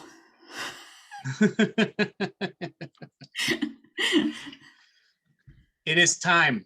It is time. You need to get off of Windows 7. Absolutely. And if you're not comfortable with installing a new version of Windows onto your computer, that's okay. Go buy a new one if that's the case. Chances are, if your machine's running Windows 7, it may be time for an upgrade anyway. But XP, Jim. No, Jim. It's Jim, okay. We'll get we're you gonna- there. Oh my God, he's just- kidding. No, he's kidding because we're scared. If you're on Windows XP, we may need. I want you to hang on after the class is over. We're gonna get you a new computer. I will buy you one today. But yes, if you're on Windows 10, you can, if you have a compatible computer, the Windows 11 upgrade is free. If you don't feel comfortable doing it, feel free to not, if you don't want to. It's not that big a deal. Windows 10 will still be supported, even though they said it was the last Windows. I'm not going to go down that rabbit hole. But their cycle basically is when they stop supporting, they will give a death date, right, for a certain version of Windows. Right now, the Windows 10 death date is October 14th, 2025. So you have time. And basically, when they call it a death date, what they mean is they'll no longer be issuing any kind of support or any kind of update to it whatsoever. What that means is any security vulnerability that gets found after the fact, and there will be, make no mistake, they will not do anything about it. and you're just basically leaving yourself open to all kinds of really nasty stuff. Your operating system is the most important piece of software on every device that you have. So update, update, update. And the other reason why I say do this, not just from a security perspective, but from a business perspective, how many times you had a command bug and Brooke did to tell you to update your Chrome browser and all of a sudden it got fixed? Stop wasting time on bugs. Just update your browser. It usually takes care of the problem. Okay. Security settings, common things to look at. Real quick, I want to go first and foremost. If you are on Chrome, I want you to type this into your browser. Chrome / extensions. Putting that in there. Copy and paste that into your URL bar. Your screen is going to look a little bit different from mine because I'm using a Chromium based browser that is similar, but it's different. I want you to overlook the things that are in here. Is it a weather app? Delete it. You know where you can get weather? Literally everywhere. You don't need it as an extension on your browser. Anything that says like safe search or secure search, that is always, almost always an absolute malicious piece of software. If you go to your Google Chrome browser and you type in the search bar and you get Yahoo search results, that should be a sign, right? That should be a sign. Chances are you've got an extension in here that's doing some kind of secure search. All they're doing is just mining and harvesting your data. Now, are you in some kind of a big security risk here? Not necessarily. It's more of a privacy thing, and it's just people harvesting your data. At the end of the day, any of your personal information that gets out there is not good, including what you do on the internet. You know, you're probably not going to run into a real estate business problem if you have one of these on there. But it is something that I try to get rid of because they are usually malicious. Doc viewers and PDF viewers. Chrome views PDFs. You don't need that stuff. Review it. If you're not using it every day, go ahead and just get rid of it. It's not necessary. What's more likely doing is just slowing your computer down, right? But I see this all the time. Chrome extensions are like some of the most nasty things because you'll go to a website and the website's like any kind of guide site. They'll have like something you'll hit and it'll tell you got to download something or install an extension, and people will click them. And next thing you know, they've got it on their machine for a long time. I see it very, very regularly and frequently. It's usually from some kind of ad that's pretending to be a usable button on the website that's really just sneakily trying to install malware on your machine. I've seen some that get so nasty that they have controlled access to things like passwords. Cisco WebEx is cool. That's fine. You may not use that one very much, but you know, you don't have to get rid of it. I don't have it. I've never run into a problem. But you probably got that from some point from a tech support person that was helping you out. Web threat is from WebRoot. Thank you, Brooke. Anything WebRoot, you're probably fine. Yeah. I should have specified that before I told you I'll start deleting stuff. No, and the other thing, if you're typing, guys, one day and you're like, every time I Google it goes somewhere else, please get to your MCTT or get to me so we can help you remove these if you're not comfortable doing them as well. While not always malicious, they're just a pain in the butt. Like it's doing just what Evan said.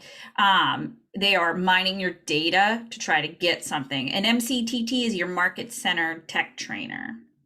I pay for WebRoot. Is this something I should continue to keep? WebRoot is a like enterprise class security solution. I don't know that you need it. It's a bit overkill. WebRoot is mainly for like enterprise business uses. To keep like rolling auto updates on large fleets of machines, but it does have like a consumer version. I mean, it's fine. They're not a bad company. Cyber crimes. Yeah. It's like paying for someone to like a cyber monitoring. It's honestly, you're gonna hear about it just as quick through like a breach or something else. It's one of those pay for the feeling of security type things. So I'd rather use that money towards a password keeper that Evan talked about earlier. Yeah, absolutely. That being said, though, I don't want to treat this as like WebRoot's a bad company or something like that. WebRoot's a very, very well respected big company. You're probably okay to keep with it. If you feel comfortable with it, that's fine. Okay. I want to talk about real quick how you can tell if you've been compromised, and beyond the obvious ones, like you got locked out or someone's clearly actively trying to pretend to be you, something that's very noticeable. This is something in the real estate industry that's very critically important. And I usually mention it up front, but I did not in this case. But in a lot of cases in real estate, cyber criminals know that we handle, we could call them large financial transactions. And when they go to target real estate agents, a lot of times what they're doing is they're not trying to make a big stink and make your life annoying or obnoxious.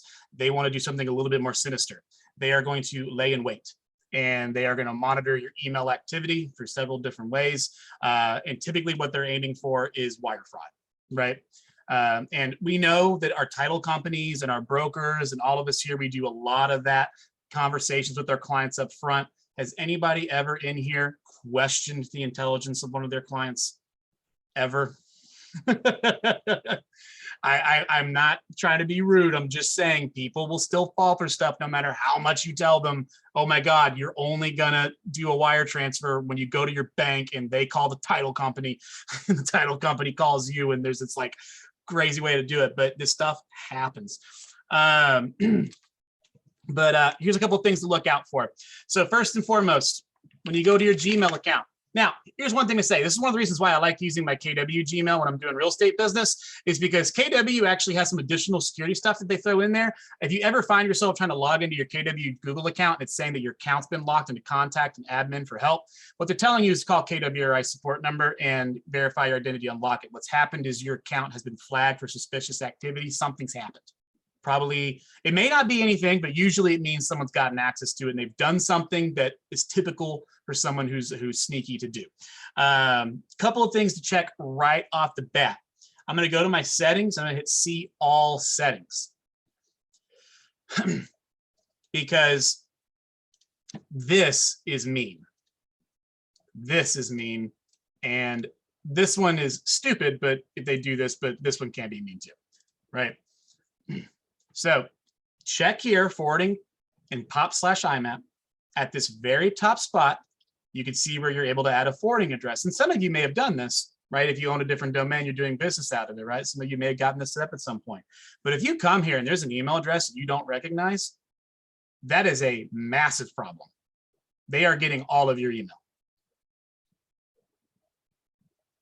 And they're doing it in a very sneaky way because Google doesn't track the fact that they're getting your email, right?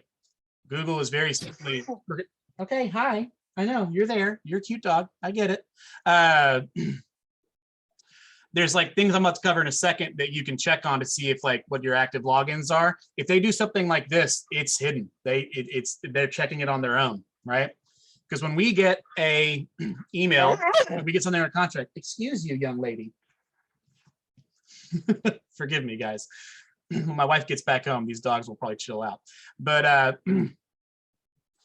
when you get something under contract, what's the first thing that we do once we get paperwork signed? If you're working for the buyer, we're going to put that in a packet. We're going to send it right over to the lender. We're going to send it over to the title company. We may include a nice contract cover sheet that's going to make it easier for them to read, and me. I'm going back to my rapscallion, that morally dubious guy. I'm paying attention to dates. I'm watching your email communications with that client. I'm getting a flavor for how you like to talk and when you like to talk. And when that closing day comes, boy, oh boy, my day has come. I'm rising up bright and early before you're awake, and I'm going to write off an email. Hey, Mr. and Mrs. Buyer, how you doing today? I hope that you're doing well. I just want to let you know, can't wait to see the closing table today. Before you show up to the closing table, make sure to stop by your bank and wire over the down payment. Here's the wiring instructions. And it's coming from you, right? Now, that's just one example. Are there tons of security measures in place to keep these things from happening nowadays? Absolutely, there are. With that being said, it could still happen. When that client wires over 45 grand, you got to get that money back. They don't. Not good. Filters is another spot to check too, because if they got forwarding set up, they probably also might have some filters set up. This is just a good place to check just in case. If they've got something, they usually do some things here as well. Accounts is one to check. If someone's got their account in here, it's about the silliest thing in the world because you'll know immediately you're getting a bunch of email that isn't yours. But sometimes you can check this too. Okay, we got a question here. Does our KW email address have higher security than our regular Gmail account? I would say so, yeah, because they have a lot of domain level security that regular Gmail does not have. Yeah. Yeah, I would say so. That being said, regular Gmail these days, Google's done a phenomenal job They have one of the things that you get with your KW email that you may not know about is access to things like if you accidentally delete an email that was so important, it's still on a server somewhere. It still can be pulled back if you're being audited. There's all these nothing is ever truly deleted. Let me say that again. Nothing is ever truly deleted from the web. I have told my children this from the day they were allowed to get social media accounts, and I have proven to them over and over the dumb things they've posted and brought it back to life for them. So if there are problems, KW has access to the workspace and all these really cool tools, Vault, Google Takeout, all these admin level permissions. And you've got a partner in crime that's going to help you get things back if something does go squirrely. Whereas if you're just using a Gmail account, one, you don't have access to the unlimited storage, but you don't have the protection of KW tech support to help you get back into things. Google has a lot of extra better features for those that buy domains and use Google Workspace and paying customers. They have a really great support. But if you're using free Gmail, you're the product. You're not the customer. They're just harvesting all that data because it's Google. They are an advertising company. That's what they do. With that being said, here's some other places that you can check in Google, and we'll do this as well on Facebook. And then we're going to get to best practices and open up for Q&A. Someone has a question here. How do I get into this screen? Jim, well, I'm in gmail.com right now. At the very top right, you'll see a little settings wheel. If you click that, you may have to also additionally click you may have to also additionally click see all settings. Let's take you into your Gmail settings, and I'm looking at these tabs up here. A couple other things to check on. This is something you should probably routinely do. I would say weekly. Now, I know most of us probably aren't going to do that, but I'm telling you, it's a good practice to do, which is to click on the little login button up top right and click on manage your Google account. Okay, because in here, there's going to be a section called security. And in security, you can see things like recent security activity. So any kind of alerts, things that may happen. If you're seeing anything here that you don't recognize, that's a sign that something is wrong, right? If you do not recognize the activity in the security section, you probably have a problem, okay? If you go into, this is also where you can set up your two-factor and things of that nature. If you go to your devices, this is one of my favorite ones. If I see any device in here that I don't recognize, I will immediately sign it out, right? Now, real quick thing to note, it sometimes gets it wrong and you may just sign yourself out right away when it does that. But for the most part, it's worth the small inconvenience to go ahead and do this. Can you move a domain from GoDaddy to Google? You can, it's very easy. You also don't need to move your domain off of GoDaddy to use Google Workspace, just as a heads up. RE Tech Ninja, I have through GoDaddy. I don't mind telling you that because it's public information, right? But I also use G Suite. Well, what is now Google Workspace, excuse me. And there's honestly, if you call them and ask them to help you with the transfer, they're usually very helpful. Yeah, domain registrars are typically, it's just another day of business for them. So yeah, give them a call if you need help. They're more than happy to help, and you pay them money, so they should. I always check this right here to see if there's anything I don't recognize. Right now I'm looking, it's my iPhone. These two Windows machines are mine here at the home. More details may even show me like location and things of that nature. Locations are approximate based on IP address. Sometimes that gets weird and it'll show you up in Alabama for like no reason at all. It happens, but if you do that, I would still sign it out just in case. You may have to relog back in. But again, if you're using password management, no problem. Other one is third-party apps, account access, right? Oh my goodness, check this, because have you seen what all apps can get from what you give them? I mean, just look at DocuSign e-signature. It's got my Gmail, Google Contacts, Google Docs, Google Drive. Now, obviously, I trust DocuSign e-signature for Google Workspace. I happen to use that product a little bit. It's a weird, you probably don't. It's a weird extension that helps me use DocuSign inside Gmail. It's for weird stuff that I, for my normal contracts not related to real estate. These tools can have tons of access to your accounts, and they can issue API commands. They can send email on your behalf. They can add contacts and do things on your behalf with these accesses. So if you are seeing something in here that you do not recognize, absolutely you need to get rid of it and probably change your password right away. In Facebook, all the same stuff is in settings and support, setting privacy, go to settings. Most big services that you use that are like platform based will typically have something like this, where I'm logged in, device type unknown, that can go away. Yeah, just traveling. So I was just traveling this last week and I got an alert from Amazon that I was trying to access my account. And I was like, oh, no, I'm not trying to do that. It was me in the park, like, but it was a different IP address pinging off the park Wi-Fi. So it was me, but Amazon was like, we're going to double check this with you because you've never signed in from this location before. And the big thing, I mean, this when it comes to Google, if you just use your KW account, you probably won't have to worry about these things as much. KW is pretty good at monitoring these things. They have a distinct interest in making sure that you don't harm your clients. You know, they have a distinct interest in that, so they do a really good job.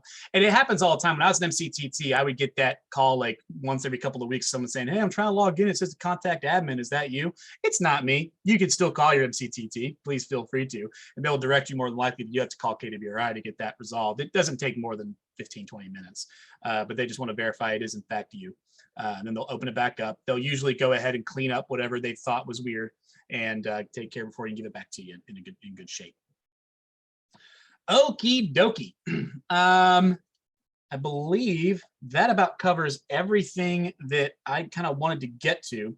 Reminder real quick, guys, the number one thing that I want you to take away from this is get a password management tool, use a strong password for that tool, right?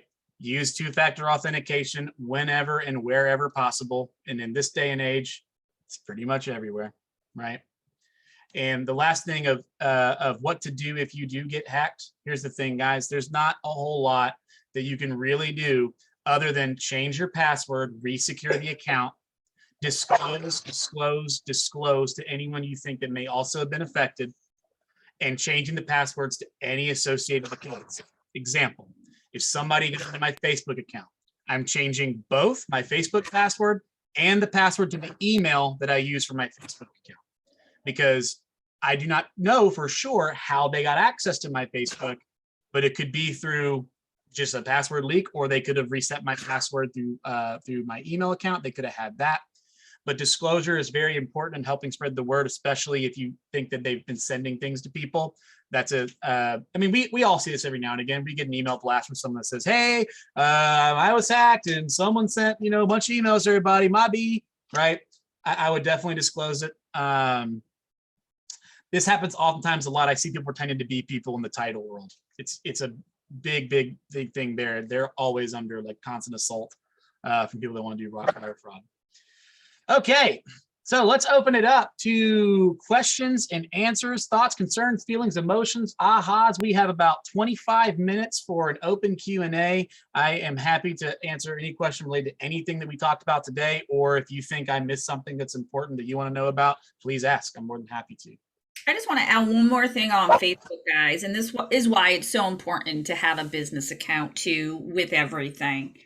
If you're in a business, you should have a business Facebook account. It's not called Facebook Business for just any old reason, right? And one of the things you can do is you can name somebody on that account as an admin or someone else. So that way, if you ever got hacked, there is another person that can log in and try to help get you back, or at least start chat support with Facebook. Many of the agents that Evan or I or Mike have tried, even Maggie, have tried to help get their Facebooks back. Big problems are they don't have two-factor turned on. They never answered security questions, or they used an email that is so old they cannot even remember how they log into Facebook because they always use their picture. So just make sure you know some of your info. Set up someone as an admin that you love and trust that would help you get back in. And yes, Evan has graciously gifted us this recording. So it will be available in the New England YouTube channel. Give us 24 to 48. It always depends on how fast Zoom is running. And I will also get this out to you guys on the different Facebook groups. So check Ignite, check the Growth Call, and check my Facebook page. We'll get that info out to you. But yeah, two-factor will save you. Anytime have not been able to get a Facebook page back, it's because two-factor was not turned on. I'm going to say one thing to add on to that real quick, Brooke, about Facebook in particular too. And this is something I'm noticing is becoming a bigger and bigger problem. I'm seeing this pop up more and more. Facebook has been going through, let's say, some trials and tribulations in their public image related to their business practices and their advertising practices and how they keep data. They are putting in, and I actually have a little bit of empathy for Facebook because what they've been given is essentially really a Herculean task to accomplish. They are doing a lot of things to try to kind of curb a lot of the misuse of the platform. And a lot of it centers around advertising, right? And the advertising conversation, of course, stems from political things that have occurred and elections and all that good stuff for Facebook has been put under the bus for it. But they are much more strict about their advertising stuff. And what I'm starting to see is when people have their accounts hacked into, one of the things that Facebook is now doing is they are suspending the advertising account on that account. And when that happens, you don't get to advertise with that Facebook account ever again. That is a problem as a business owner, right? That is a big issue. And here's the thing about Facebook. If it happens, Facebook is hard to work with and support. They are not the easiest company to try to get a hold of. But I'm seeing it more and more. And one of the things I'm seeing is if you get a notification saying your ad account's been suspended because of some kind of thing, you have about 90 days to respond to it. You need to appeal it and fix whatever they say that is been done wrong. Because after that 90 days, the decision becomes final and permanent, and they will not revisit it. You'll have to make a new Facebook account and go through all the pain in the butt it is nowadays to make a new Facebook account to do ads, right? Other questions here. I saw one here before. Do I need to verify Google account all the time? It seems like every week I'm having to do that. Yeah, you should. Every time that happens, you should feel a little safer. That's good. I know it's annoying, but yeah, that should be happening. You definitely want that to be happening. You want Google to verify who you are.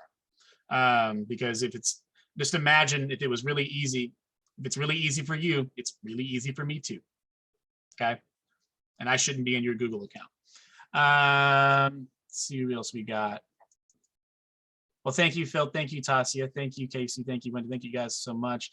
So I need that password management system. I can get rid of so many notes everywhere behind the password. Yeah, absolutely. Hey guys, real quick. Do not feel the pressure to like change all your passwords again. Remember, this could take about an hour to get set up and get a little bit used to, okay? Just go in, import your passwords, take some time to change your most important ones at the very least, right? And get yourself set up.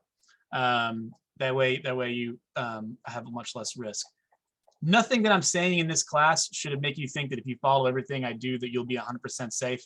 That will never, ever be the case, right? There will always be someone out there that's smarter than you, smarter than me, and smarter than the next guy that will figure something out to how to get through. And so at the end of the day, all we're really trying to do here is manage risk, right? We're just trying to lower our risk. And there's some very simple things that we can do that can actually really greatly lower your risk, right? The feds just show up at your door unannounced. I hope that does not happen. Trying to make sure I didn't miss any questions. If there were any other questions, feel free, guys. Now is the time. We got about 20 minutes. I want to make sure if I missed a question earlier, feel free to put in again. And you can also feel free to just unmute your mic because at this point I'm ready to just chat. Or if you just want to share a horror story. Yeah, this is Frank. Hey, Frank. I get a lot of emails and texts like this, and I got one this morning that I posted in there.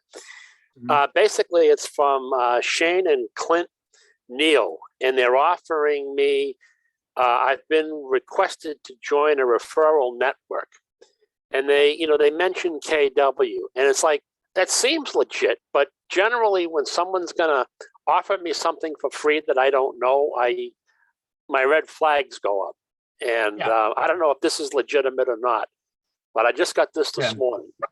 Yeah, I mean, I couldn't I tell just- you if it was or not, but that should raise some red flags. If it seems too good to be true, it probably is. Is usually a golden rule to follow. If you're ever not sure, I mean, go research people independently. Anytime I'm trying to vet somebody, I don't, if I'm not sure if it's a scam, I never ask them questions. I just go and look them up and vet them elsewhere. Evan, I just Yeah. got that this today through Kelly. They're Kelly? inviting people to join their referral networks, and I Oh, researched. if it's a command notification, yeah, that's the Yeah, referral and network. I checked them That's through the totally white fine. pages on E-Edge or whatever the Yeah, hell it is. If you're getting an actual notification through command, there, Yes. that's going to be legitimate, because Okay. there's no way for them to get into command and generate notifications. Right. So that would be legitimate.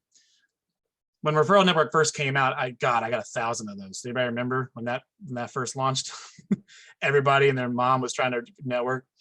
They're like, oh, and I was like, stop spamming everyone. Golly. What's that joke? It's like, hey, I can add you as a friend on Facebook. It doesn't make us friends.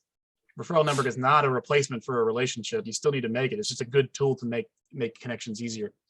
I may have missed this. If I use a password generator that will, will that work on my computer, iPhone, iPad for each account? So you only need the one account for your password management, right? Whatever that tool is, and there will be an app on iOS, so that would work for iPhone and iPad. You'd log in the same account, as well as the Chrome extension, whatever. It's the same account. It's just depending on what device you are, you may access it a little differently depending on the device, but it will fundamentally work the same way everywhere. Thank you. What would be the best way for an agent who's been in the business for 10 years to unravel a tech mess he's caught in? GoDaddy, standard Google account, market leader command, lots of forwarding. Hire a tech person like me or somebody local, or talk to your MCTT to kind of go through it, because yeah, I've seen some pretty crazy messes, and if that's at a point where it's that overwhelming, you'll need a professional to come in to help them kind of get sorted and consult and take things to there. I do things like that. I'm not saying that I'm a good fit for that person, who knows, but your MC, I would start with your local resources at your market center. There's an MCTT that's like capable and willing to spend that time with that agent to help them walk through that. I would do that first. Yeah, because sometimes it can get real messy, and at that point it's just a professionalism and knowledge to run a clean business online.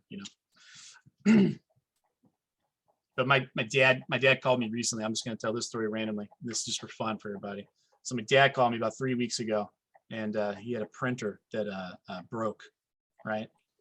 And this is an example of sometimes my dad's a very professional businessman, and he has to print things all the time.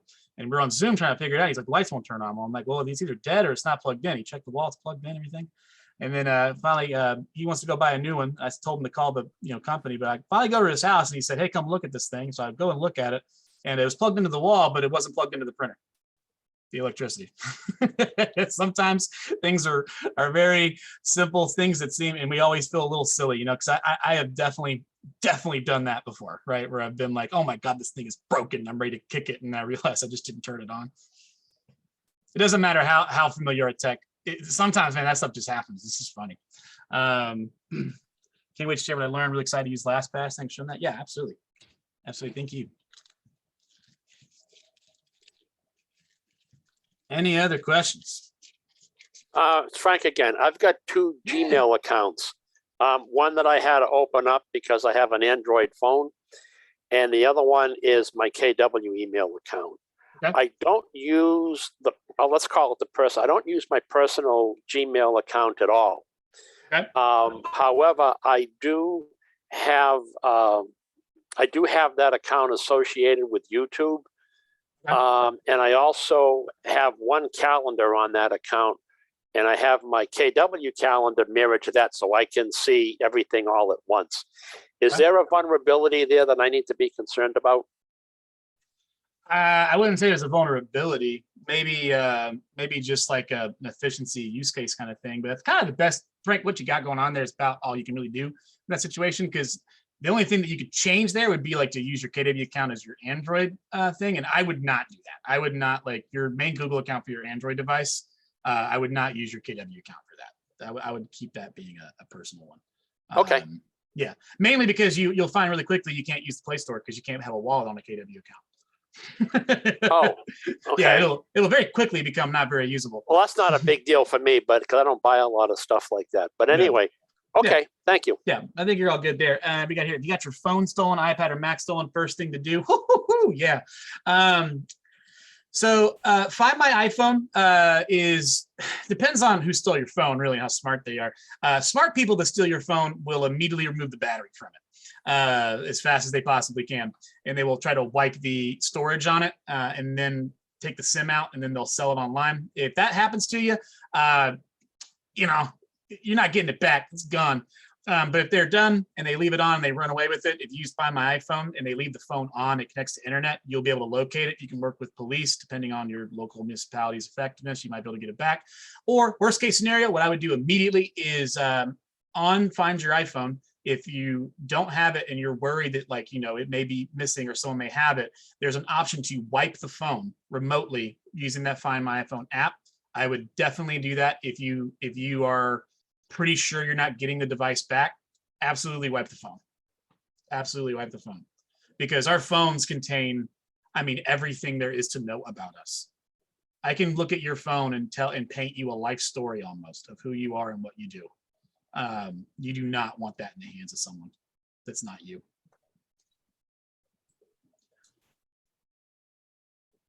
Hi, Evan. This is George. I had a quick question for you. Yes, sir, George. So if someone has two Gmail accounts, a personal one and a KW one, Okay. and they're in their personal one and they're creating an email, and they go up to the top and they toggle down and they choose the KW account name. So it's coming from the KW email address, but they're still in their personal one. Does that suddenly now, does the security in our KW account suddenly now apply to that email because we're sending it from the KW address? No, the security wouldn't really be relevant at that point. I'm also a little concerned that they're writing an email logged into one account and it's coming from another. That might be a weird setup with the My Account situation. But real fast, just so people know, you probably do have multiple Google accounts. That is usually most people do. Whatever account will load up first is considered your default, right? And you can set your default by logging out of everything, right? So I can switch. I'm gonna sign out of all my accounts. I'm gonna sign in with this one. When I'm signed out of Google, the first account I sign back in with first. Oh, good. The first account will become the default. And what that means is if I add more and more accounts to it, when I first show up to any Google app, it's going to first load default first, and I need to make sure I'm checking to see what account I'm in. That's less of a security thing and more of just a general Google usability thing, but something good to know. Real quick, so I see people are starting to leave. Thank you guys so much for coming in. Real quick, I did want to mention, I'm going to put in the chat real fast my email address, so that if you have any questions that if you're maybe too embarrassed to ask right now, or if you just get in the car later on the way home and go, oh my God, I should have asked this question, feel free to shoot me an email. I'm more than happy. I am super passionate and get a lot of energy about this topic, so I'm super happy to do that. Bear in mind, I taught this class 2 or 3 times this week, and I am noticing that people are taking me up on that offer. So if it takes me a bit to respond to you, please forgive me. I'm getting a little flooded with emails, and I'm trying to get back to people as fast as I can. Brooke, is there anything that you want to add before we take it away? I don't think we have any other questions unless. No, guys, just really, if you see something and your first instinct is, why am I getting this lead notification? Or why am I getting an email? Or is this too good to be true? Or is somebody finding me on Facebook? Just ask us. We see so many of these different things that, Mike, Evan, Chris, any of the MCTTs, people in your office, we can spot something that is phishing or fake almost immediately. And we can help you do things to block those senders or different things. But honestly, just stay vigilant. If something, don't click on it. hover over it, read it, look for those spelling mistakes, look for those things. I don't even have a PayPal, but I'll reset my PayPal account. Okay, right? Like, just think about those different things before going forward and clicking and putting your personal info out there. We also want you to stop taking quizzes to find out what kind of potato you are. We're all sweet potatoes. I'm arrested. I'm a sweet potato. We don't care about, stop putting your personal info out. Those quizzes are fishing and mining for data so they can get all your security questions. Notice Those- how you never know where they're going from. It's always like Unity Corp is like the company behind. It's like, what the hell is that? You have to allow access to something. Don't do it. For a quiz, it's not worth it. If somebody says, repost this and put an X next to everything you've ever done, been divorced, gone skydiving, had a dog. Oh yeah, add up how many points you have and put it in the chat. Oh my gosh. Right? So those are all going to be ways to fish. And like I said, when in doubt, this is also my love, my background in IT was making sure that my school stayed safe and the students stayed safe. So I love this type of stuff. Reach out to us, reach out to your Market Center tech trainers, reach out to me. I'll put my stuff in the chat as well. You can find me at brookthenerd.com. Oops, that's not my email. Hold on. My keyboard is not happy with me. kw.com or brookthenerd.com. You can find me there. Evan, thank you so much. This was so much fun information. I say fun, everybody's probably like, whoa, Brooke, but it is, and it's so needed in the digital virtual world we're living in. Like, oh, one more thing, update your Zooms. If you haven't updated Zoom in a long time, update Zoom. I know everybody gets cranky that you got to put a password in, but you do not want to be Zoom hacked. Trust me on that one. They can take over your keyboard. They can take over your computer. If you've been paying for Zoom since the start of the pandemic, you may be entitled to $25 in a class action lawsuit. I got that today. There is a lawsuit going on. So, Evan, the New England region, thanks you so much for bringing your chubby nerd energy in today. Thank you guys so much. I appreciate it. Thank you all for showing up. It's really awesome to see people care about this topic. It is so important. So thank you all very much. I'm so grateful that I got to come in here today. And let me know if you guys need anything. Thank you, Evan. We'll see you guys soon. I'll get those links out to everyone. Have a fantastic day, New England. Take care.